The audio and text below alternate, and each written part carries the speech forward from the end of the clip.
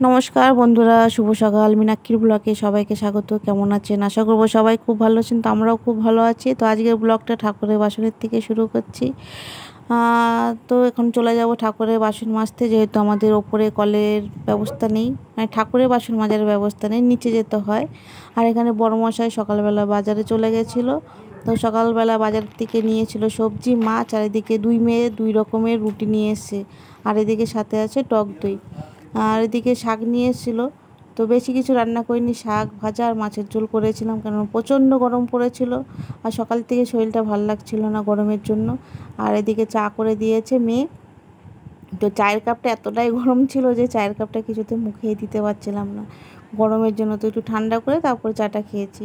আর এদিকে ওরা দুই বোন মিলে রুটি দিয়ে চাটা খেয়ে নিচ্ছিলো। সকালবেলার জলখাবারটা হয়ে গেল।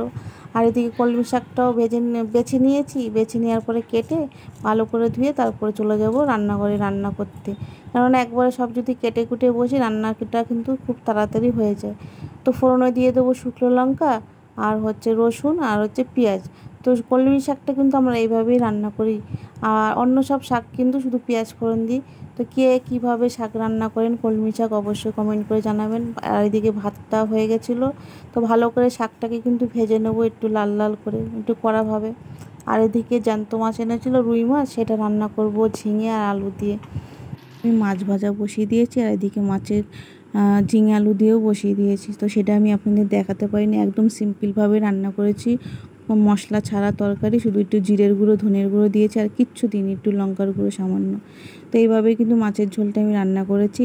আর ওইদিকে বড়মশাই খুব তাড়া দিচ্ছিলো, তাড়াতাড়ি রান্না করো, চিমনিটা যেহেতু পরিষ্কার করবে, গরম পড়েছিল তো প্রচুর, ওই জন্য তাড়াতাড়ি করে চিমনিটা পরিষ্কার করে নিতে চাইছিলো। এদিকে আমার চিমনিটা পুরো তেল ভর্তি হয়ে গেছিলো। তো আমরা চান টান করে খেতে খেতে 3:30 বেজে গেছিলো। তো খাবারের পাতে আছে সাদা ভাত, শাক ভাজা, আম, মাছের ঝোল, আর এদিকে হচ্ছে টক দই, আর শেষ পাতে তো লেবু। তো রবিবারে দুপুরে মানেই আজকে এই দিয়ে আমরা খাবারটা শেষ করলাম। ভিডিওটা ভালো লাগে অবশ্যই একটা কমেন্ট করবে।